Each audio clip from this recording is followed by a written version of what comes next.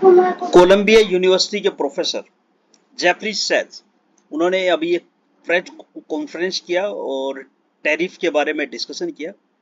तो उनके according Trump जो भी टैरिफ वर्ल्ड पे इम्पोज कर रहा है, इंडिया पे, अदर कंट्रीज पे, वो बिल्कुल इलीगल है।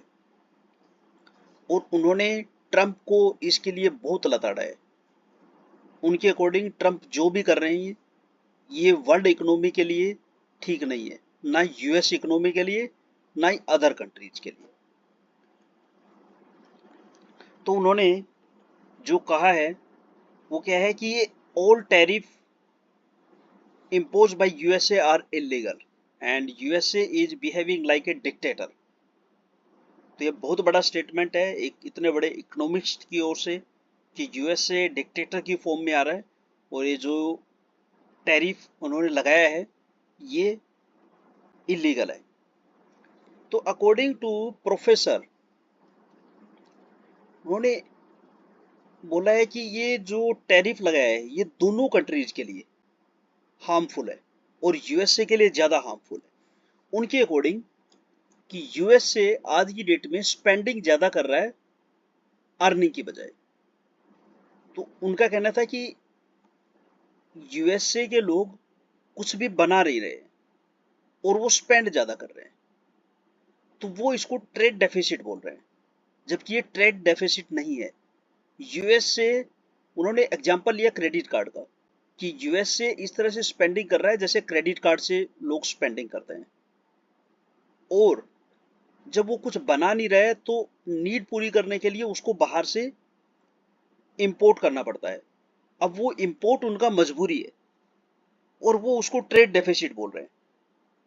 तो ये सब टैरिफ इंप्लीमेंट करके वो फैक्ट को हाइड कर रहे हैं कि वो आज की डेट में स्पेंडिंग ज्यादा कर रहे हैं और अर्निंग कम कर रहे हैं। उनका मैन्युफैक्चरिंग कम है और वो स्पेंडिंग ज्यादा कर रहे हैं।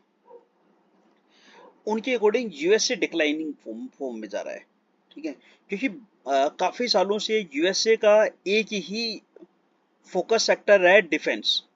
वो डिफेंस आइटम्स को सेल करते हैं और उनकी स्पेंडिंग से बाकी चीजों को मीट आउट करते हैं।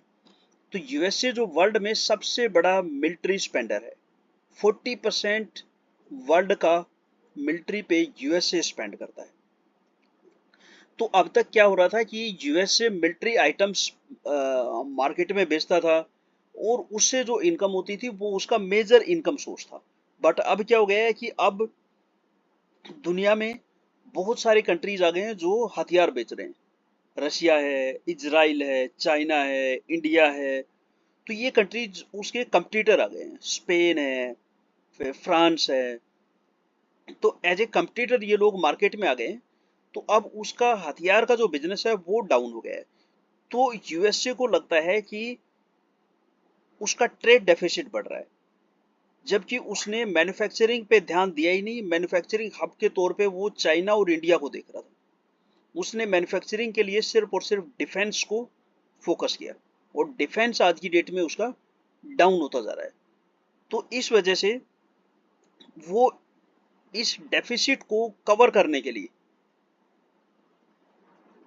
टैरिफ लगा रहा है अदर कंट्रीज पे। बट एज पर प्रोफेसर ये उसके लिए भी हार्मफुल है, बिकॉज वहां पे इन टैरिफ की वजह से कोई पॉजिटिव साइन नहीं आएगा।